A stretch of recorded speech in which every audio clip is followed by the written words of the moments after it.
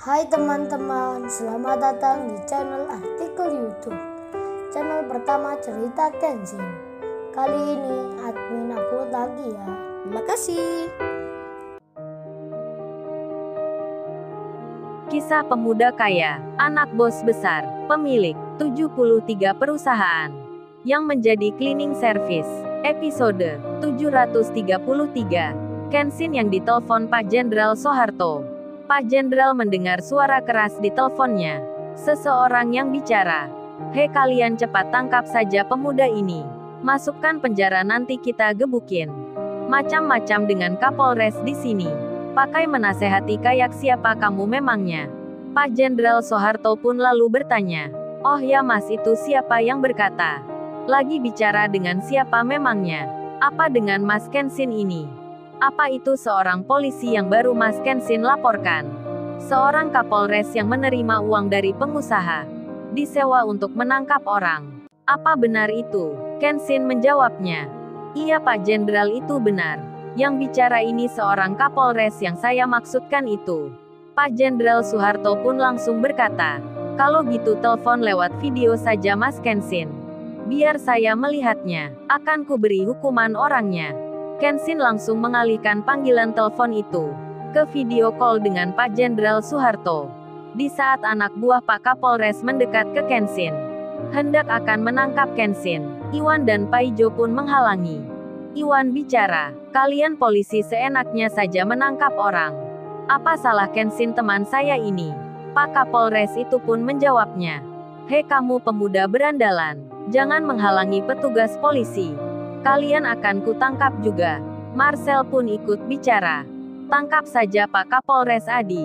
Dua orang gelandangan ini memang pantas masuk penjara. Tangkap bersama majikannya yang miskin dan belagu itu." Yanti pula berkata, "Rasain lu kalian. Janji kita terbukti sekarang. Kalian akan mendekam di penjara. Ngapain berani sama kita?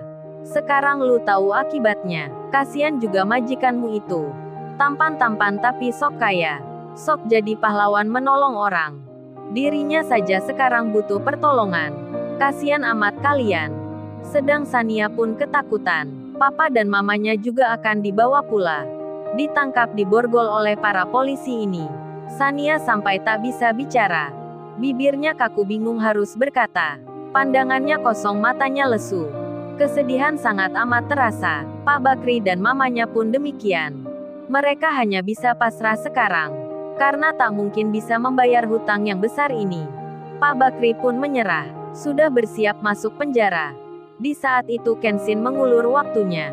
Kenshin malah bilang, "Oh ya Pak Kapolres, memang salah saya, apa mau ditangkap itu? Kejahatan apa yang saya lakukan? Bukankah yang jahat itu Pak Kapolres sendiri? Menerima uang pengusaha amatir ini bermiliar jumlahnya. Apa tidak melanggar hukum memangnya?" Mendengar Kenshin bicara seperti itu, Pak Kapolres semakin marah jadinya. Langsung saja berkata, "Kurang ajar sekali kamu berani berkata begitu. Kalau saya menerima uang, apa urusanmu? Memangnya kamu bisa berbuat apa?" "Ya saya memang menerima uang 10 miliar banyaknya. Nanti dibagi-bagikan ke anak buah dan lainnya. Terus kamu mau apa sekarang? Melapor kemana kamu? Malah kini akan ditangkap." Hahaha. Pak Kapolres dan anak buahnya pun tertawa.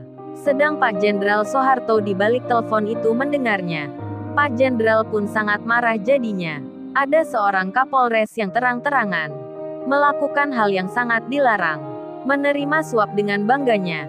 Kemudian terdengar Yanti bicara, "Hei kamu Kenshin, kok seenak jidatmu mengatakan Marcel dan gua pengusaha amatiran? Lu sudah miskin syok tahu lu. Kayak lu punya perusahaan saja. Padahal lu majikan amatiran yang sudah bangkrut. Malah kini omonganmu kayak bos saja. Lihat ini bos ekspedisi yang sudah merugi. Perusahaannya akan aku beli. Kalau perlu dirimu gua beli juga. Jadi pembantu di rumahku seumur hidupmu. Lu bicara tak pakai otak. Menyebut gua amatiran padahal lu orang tak punya. Dasar cowok tak tahu diri." Kenshin pun menjawab Yanti, "Ya buktikan saja nanti. Tak perlu bicara begitu." Kenshin tersenyum. Yanti malah salah dengar, langsung bicara, "Enak saja lu menyebut dengan memanggil nama gua. Kayak lu teman gue aja.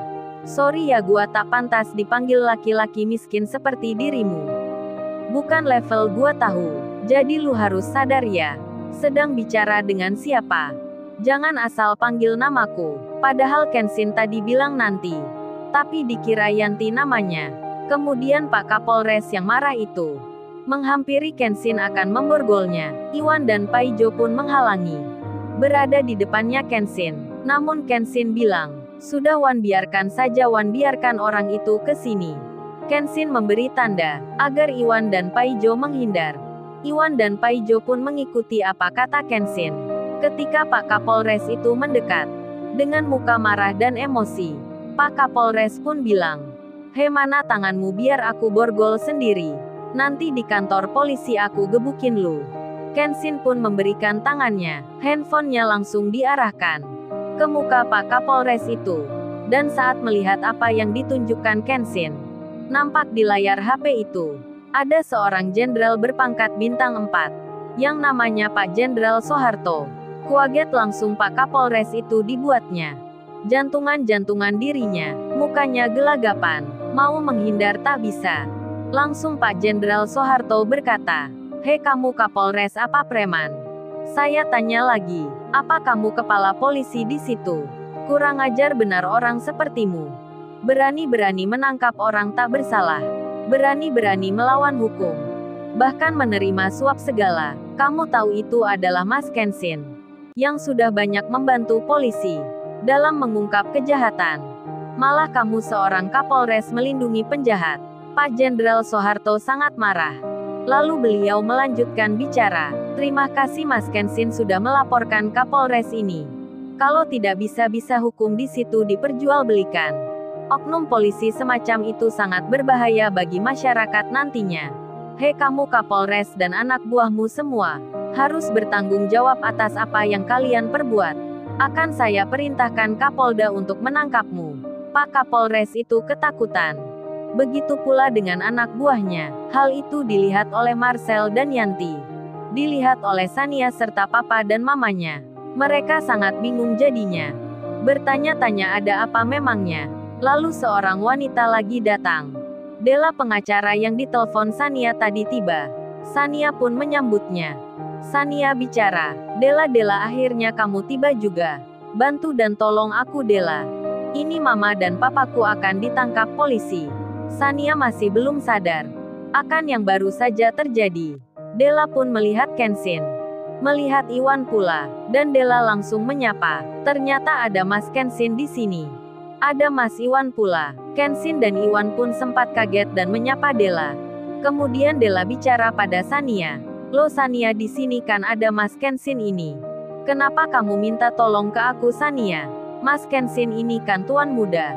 Banyak pengacara terkenal yang mengenalnya. Termasuk Bang Hotman jadi temannya." Mendengar hal itu Sania kaget jadinya. "Mas ini dipanggil Dela tuan muda." Begitu halnya Marcel dan Yanti, yang masih terdiam tak mengerti maksudnya. Di tengah hal itu, Kapolres pun datang ke Marcel dan Yanti. Pak Kapolres itu bicara, "Maaf Mas, saya sudah tak berani ikut di masalah ini. Saya sudah akan terkena hukuman. Bahkan akan dipecat dan dipenjara. Itu semua karena Mas itu ternyata yang mengenal Jenderal Soeharto. Jenderal yang berpangkat paling tinggi.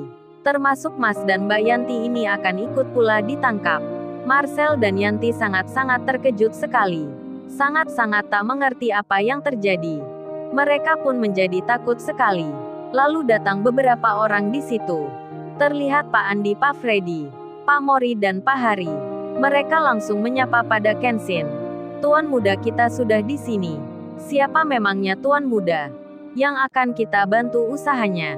Kita bantu perusahaannya yang merugi." Kenshin menjawabnya, "Ini Pak Mori, namanya Pak Bakri. Pemilik usaha ekspedisi. Tolong dibantu audit perusahaannya. Apa berjalan normal atau ada masalah?"